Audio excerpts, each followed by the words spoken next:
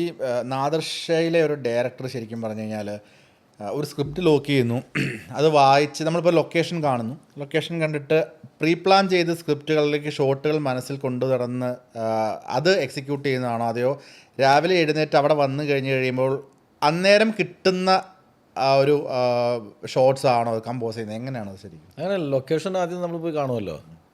കാണുമ്പോൾ നമുക്ക് അവിടെ നിന്നൊരു ബസ് വരുന്നു, ആ ബസ് ഇങ്ങനെ കയറ്റം കയറി ഇവിടെ വന്നിട്ട് ആ ബസ്, അപ്പോൾ നമ്മൾ ലൊക്കേഷൻ കാണുമ്പോൾ ക്യാമറാനും മറ്റേ റൈറ്ററും ആർട്ടൊക്കെ ആയിട്ട് പോകുമ്പോൾ അവിടെ നിന്ന് ആ ബസ് നമുക്ക് അവിടെ നിന്ന് ഇങ്ങനെ പിടിക്കാം. അവിടെ നിന്ന് ഇവിടെ വരുമ്പോൾ ഇവിടെ സ്റ്റക്കായിട്ട് ഇവിടെ നിന്ന് ഇങ്ങനെ കയറി ഈ ബസ് സ്റ്റോപ്പ് ഇവിടെ വയ്ക്കാം. അതൊക്കെ നമ്മൾ പ്ലാൻ ചെയ്യും.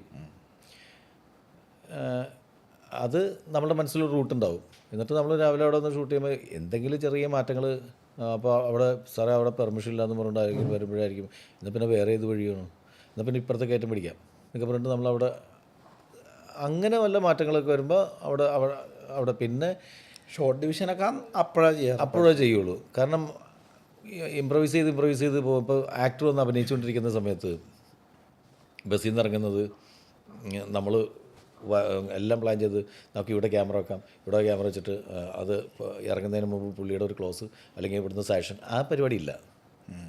ഷൂട്ട് ചെയ്ത് കയറി പോകുന്നുള്ളൂ. അതിന് പ്രത്യേകിച്ച് നമുക്കങ്ങനെ ഒരു പരിപാടി അതങ്ങനെ ലോക്ക് ചെയ്ത് കഴിഞ്ഞിട്ടുണ്ടെങ്കിൽ ആർട്ടിസ്റ്റിനെ ഫ്രീ ആക്കാൻ പറ്റും. ചട്ടക്കൂടലായി പോകും. അവരെന്ത് ചെയ്യുന്നു നമ്മൾ ആദ്യം വെറുതെ നോക്കിന്ന് കാണും.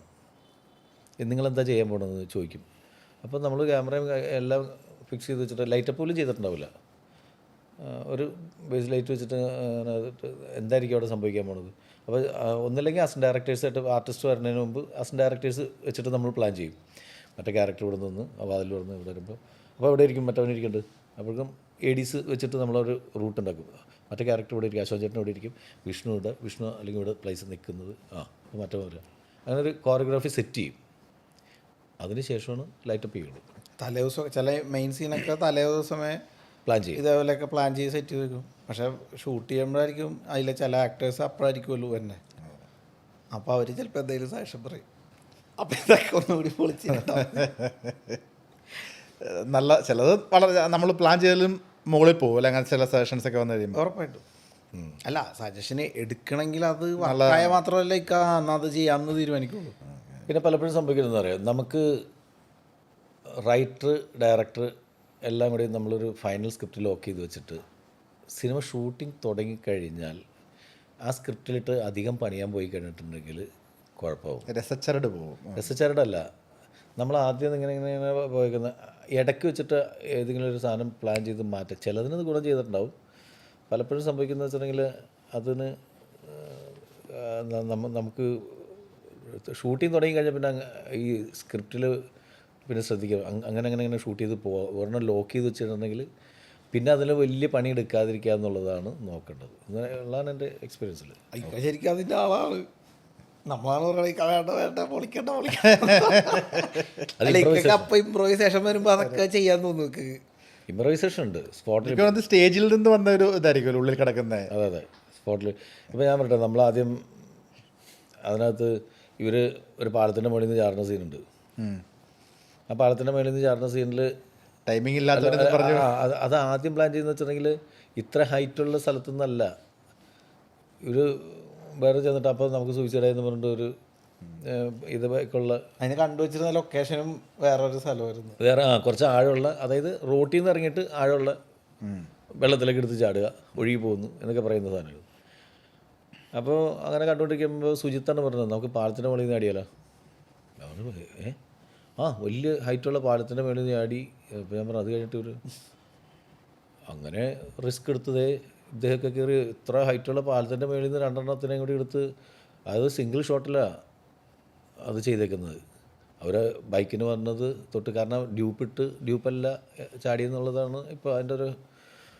ഇവിടെ വന്ന് ഇവർ ബൈക്കിന് വന്ന് ഇറങ്ങി, അവിടുന്ന് ഒരു ഷോട്ടിൽ ഇവൻ രണ്ടുപേരും കൂടി വന്ന് ബൈക്കിന് വന്ന് ഇറങ്ങിയിട്ട് അവിടുന്ന് ഇറങ്ങി നേരെ പാലത്തിൻ്റെ മേളിൽ കയറി എടുത്ത് ജമ്പ് ചെയ്യണത് ഒറ്റ ഷോട്ടിലുണ്ട്. ഡ്യൂപ്പൊന്നുമില്ല. ഇതിനൊക്കെ എവിടെ നിന്ന് ഡ്യൂപ്പിട്ട് എത്ര ചെറിയ ഡ്യൂപ്പിനെ കിട്ടുന്ന എവിടെ നിന്നാണ്? അപമാനിച്ച് മതിയായി ഞാൻ പൊക്കോട്ടെ. പല 8ാം ക്ലാസ്സിൽ പഠിക്കുന്ന പിള്ളേരെ കൊണ്ടൊന്ന് ചാടിക്കാൻ പറ്റുമോ നമുക്ക്? അതൊരു വലിയ കേസാവും. അതിൽ നല്ലത് ബാലവേല. ആ ഈ വിഷ്ണുവിൻ്റെയൊക്കെ ഈ മുഖവും ഇതൊക്കെ വെച്ചിട്ട് നമ്മൾ തീരെ ചെറിയ ഒരു 8ാം ക്ലാസ്സിൽ പഠിക്കുന്ന പയ്യനെ കൊണ്ടുവന്ന് താടി ഒട്ടിച്ചിട്ട് എടുത്ത് ചാടിക്കാൻ പറ്റുമോ? അത് അംഗീകാരമാണത്. പ്രായം തോന്നിക്കില്ല എന്നുള്ളതിൻ്റെ ഒരു സാധനം. ഈ ശരിക്കും ചാടുമ്പോൾ ഉള്ള കൺസേൺസ് എന്തായിരുന്നു ശരിക്കും? ചാടുമ്പോഴുള്ള കൺസേൺ എന്ന് പറഞ്ഞാൽ എനിക്ക് പല തവണ അപകടം പറ്റിയിട്ടുള്ള ഒരാളായതുകൊണ്ട് എല്ലാവരും ഈ പറഞ്ഞ ഇക്ക തന്നെ ഇവിടെ സൂക്ഷിക്കണോട്ടാ എന്നൊരു 50,000 തവണ പറഞ്ഞിട്ടുണ്ട്. പേടിയാണ്. എന്താ പറയുക വെച്ചിട്ടുണ്ടെങ്കിൽ നമുക്ക് ഡയറക്ടർക്കും ഇത് സ്ക്രിപ്റ്റ് റൈറ്റർക്കും അല്ലെങ്കിൽ ഇങ്ങനെ ചാടിയാൽ നന്നാവും എന്ന് പറഞ്ഞിട്ടുള്ള സാധനം അറിയാം. പണ്ട് എനിക്കറിയാവുന്ന കേസാണ്. ഞാൻ ആലഞ്ചേരി തമ്പ്രാക്കൾ എന്ന് പറയുന്ന സിനിമ അഭിനയിക്കുന്ന സമയത്ത് മുക്കം പാലം അല്ലേ നമ്മുടെ ഇരവഴിഞ്ഞ് പുഴ, മറ്റേ മൊയ്തീൻ്റെ ആ പുഴയിൽ ആ തൂക്കുപാലത്തിൻ്റെ മേളിൽ കൂടി ഞങ്ങൾ 2 ടീം ഓടി വരുന്നു. ഒരു ടീം അവിടുന്ന് വില്ലന്മാരും ഇവിടുന്ന് ഞങ്ങളുടെ ടീമായിട്ട്. അപ്പോൾ ഞാനൊക്കെ അതിനകത്ത് കളരി വാളും പരിചയമൊക്കെ ആയിട്ട്. അപ്പം നമ്മുടെ കയ്യിൽ വാളും പരിചയമൊക്കെ ഉണ്ട് ഈ ഓടിയോ. അപ്പോൾ ആക്ഷൻ എന്ന് പറയുന്നത് ആവേശമാണല്ലോ. ആവേശ് കുമാർമാരിൽ ഒരാളായിരുന്നു ഞാൻ. ഓടി ഫ്രണ്ടിൽ കയറിയിട്ട് ഇതിങ്ങനെയൊക്കെ നിന്ന് കട്ട്. അപ്പോൾ ഓപ്പോസിറ്റ് വില്ലന്മാരും വന്നു. ഡയറക്ടർ കട്ട് പറഞ്ഞു. ഇനി നെക്സ്റ്റ് ഷോട്ട് എന്ന് പറഞ്ഞാൽ നമ്മൾ ക്രൈം ഷോട്ടാണ്. ആ വന്ന് നിന്ന് ആരൊക്കെയാണ് എവിടേക്ക് നിന്ന്. അപ്പോൾ ഞാൻ പറഞ്ഞു സാറേ ഞാൻ ഫ്രണ്ടിലായിരുന്നു കേട്ടോ. നാദർഷായിരുന്നോ ഫ്രണ്ടിൽ? ഓക്കെ ശരി ബാക്കി. ആ ഫ്രണ്ടിലുള്ള ആൾക്കാർ വെട്ടിയിട്ട് വെള്ളത്തിലേക്ക് ഇറങ്ങും. ഞാൻ പറയുന്നത് ഫ്രണ്ടിൽ വന്ന് രജിസ്റ്റർ ആയിട്ടുണ്ടെങ്കിൽ ഞാൻ പറഞ്ഞു അല്ല എനിക്ക് നീന്തലറിയാൻ പാടില്ല, അതൊന്നും എനിക്കറിയാൻ പാടില്ല. അത് രജിസ്റ്റർ ആയിട്ടുണ്ടെങ്കിൽ ഇനി നമ്മൾ ആ ഷോട്ടിൽ ആ ഫ്രണ്ടിലുള്ളവർ കറക്റ്റ് പാടത്തിൻ്റെ മുകളിൽ തീർത്ത് ചാടണം മറ്റേ വില്ലനെയും കൊണ്ട്. അപ്പോൾ ഞാൻ പറഞ്ഞു ആക്ച്വലി ഞാൻ ഇവിടെ ഇരുന്ന് നിന്നെന്ന് പറഞ്ഞു. അപ്പോൾ അല്ല അവിടെ തന്നെയാണ്, അന്ന് മോണിറ്ററൊന്നുമില്ലല്ലോ. അല്ല അവിടുന്ന്. അപ്പോൾ ദിലീപ് പോയിട്ട് പറഞ്ഞു. ദിലീപ് കരയിൽ നിന്നിട്ടുള്ള സീനാണ്. ദിലീപ് ആനീനെ എന്താ കല്യാണ സീൻ. അപ്പോൾ ദിലീപ് ആ ഇതിലില്ല, ഫ്രണ്ടിൽ ഓടി വന്ന് വെട്ടണതിൽ. ദിലീപ് പറഞ്ഞു സാറേ അവന് നീന്തലറിയാൻ പാടില്ല. അപ്പോൾ ഡയറക്ടർ സുനിലാണ്. സുനിൽ പറഞ്ഞു എനിക്കതൊന്നും അറിയാൻ പാടില്ല, എനിക്ക് ഷോട്ടിൽ ആൾ ചാടി കിട്ടണമെന്ന് പറഞ്ഞു. അപ്പം ഞാനത് ആദ്യം തമാശ എന്ന് വിചാരിച്ചു. പിന്നെ അപ്പോൾ വെറുതെ ചാടിയല്ല, ഓപ്പോസിറ്റ് വന്ന ഗുണ്ടയില്ലേ എടുത്തെറിയുന്നത്. അല്ല ഗുണ്ടയും ഞാനും കൂടിയാണ് എടുത്ത് ചാടേണ്ടത്.